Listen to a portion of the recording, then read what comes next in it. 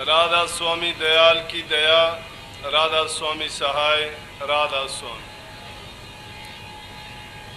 प्यारी साथ संगतियों, बुजुर्गों, माताओं, बहनों, भाइयों, नौजवान साथियों, बच्चों, जितने भी आप सत्संगी प्रेमी यहाँ हाजिर हुए हैं, शांति से बैठ के सत्संग लाभ उठाएं, क्योंकि आप आए सत्संग के लिए हो। तो जिस काम के लिए आए हो और उसी चीज से वंचित रह जाओगे तो फिर आने का आपका फायदा क्या हुआ।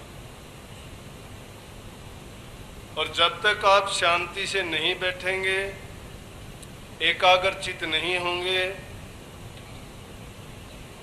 फिर भी समय की बर्बादी होगी और आपका आना ना आना सब बराबर हो जाएगा। क्योंकि सत्संग का लाभ तो तभी मिलता है जब हम सत्संग में अपनी 3 चीजों को खुला रखेंगे: आंखों को, हृदय को और श्रवण को। आंखों से दर्शन करना, कानों से वचन को सुनना और हृदय को खुला इसलिए रखते हैं कि जो भी वचन सुनते जाएं वो उसके अंदर जमा करते जाएं। क्योंकि जो उपदेश होता है, शिक्षा होती है, जो वाणी या शब्द होते हैं, सत्संग के वचन में वो ताकत होती है। आपने देखा होगा कि एक अगर किसी ने एक वचन का भी पालन किया तो उसका जीवन क्या संवर गया, पीढ़ियों तक के जीवन संवर गए।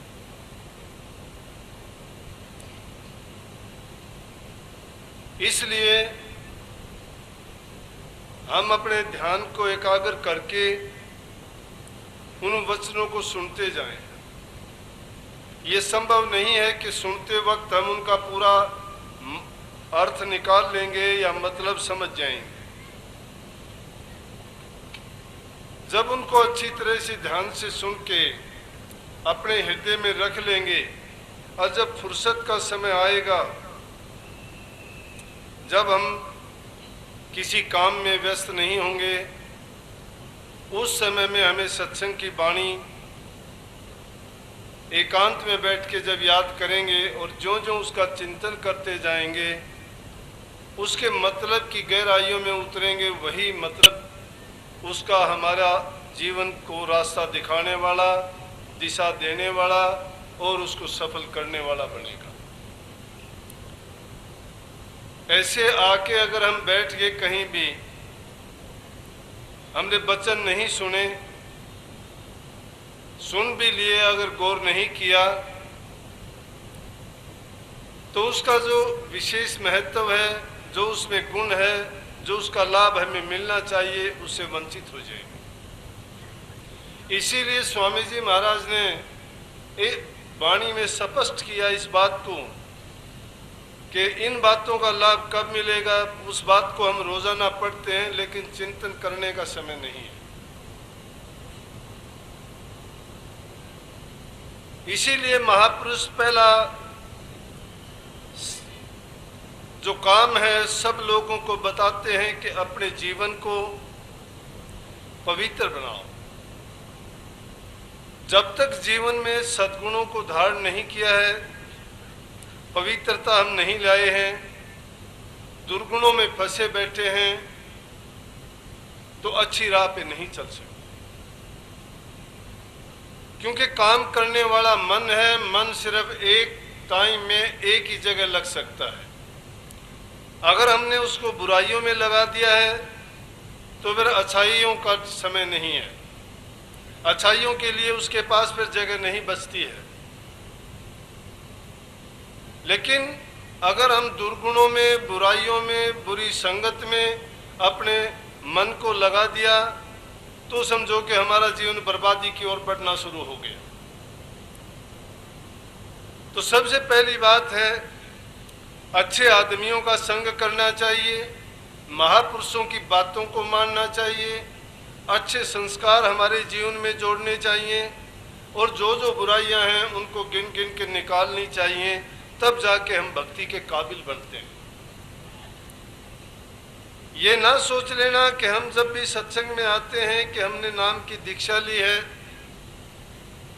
और थोड़ा बहुत अगर 2, 5, 10 मिनट के लिए आप अभ्यास में भी बैठते होगे, नाम का सुमन भी कर लेते होगे, गृहस्थी के लिए बहुत बड़ी बात है ये। मैं इसको भी कम नहीं कहता हूँ। क्यों नहीं कहता हूँ कि जिस आदमी ने अपने जीवन को पवित्र बना लिया है, दुर्गुणों को त्याग के सद्गुण जिसने धारण कर लिए हैं, गुरु से उपदेश लेके, नाम की दीक्षा लेके, उनके नियमों के मुताबिक मर्यादाओं में रहते हुए वो नाम की कमाई करता है, तो उसका जीवन धीरे धीरे धीरे धीरे करके इतना पाक साफ और पवित्र हो जाता है कि जब अंत समय में उसको जाना पड़ता है तो उसको कोई शिकायत नहीं रहती है कि मैंने क्या किया क्या नहीं किया।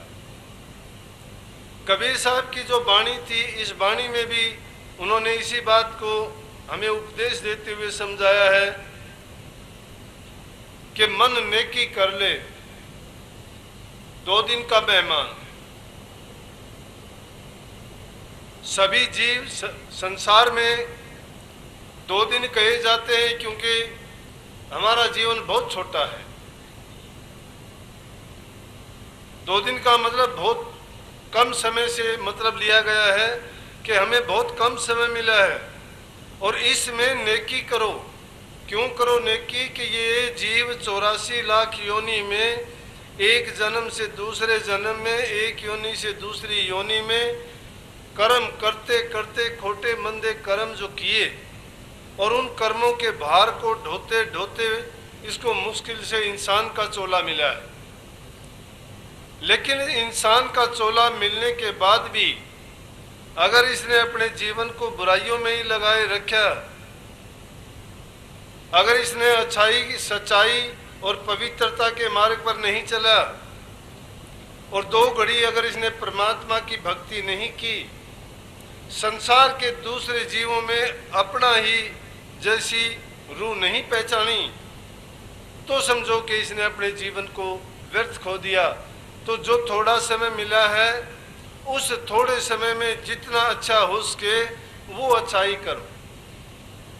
क्योंकि जिन चीज़ों को हम लेके परिवार को, धन को, संपत्ति को, बल को, रूप को, पद को पाके हम इतने गाफिल हो जाते हैं कि हम समझते हैं शायद हमसे ज़्यादा सुखी कोई नहीं है, या सोचते हैं हमसे ज़्यादा ताकतवर कोई नहीं है। दूसरों को दबाना चाहते हैं, अपने आप को बहुत बड़ा, अच्छा और ऊंचा दिखाना चाहते हैं। लेकिन इन चीज़ों से ना तो इंसान की कोई बढ़ाई है और ना ही उसको कोई अच्छा पद मिल सकता है।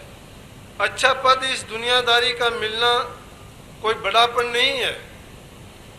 पद का मतलब तो है कि परमात्मा के चरणों में जिसने अपने जीव को पहुंचा दिया है जीते जी, उससे ऊंचा कोई पद नहीं है। ये संसार के झगड़े हैं, इनमें हम बार बार आते रहते हैं, दुख उठाते रहते हैं, खोटी मंदी योनियों के गंदे मंदे कर्म करते करते जो पाप कर्म का भार है सिर पर लिए फिरते हैं। लेकिन हम समझते नहीं हैं।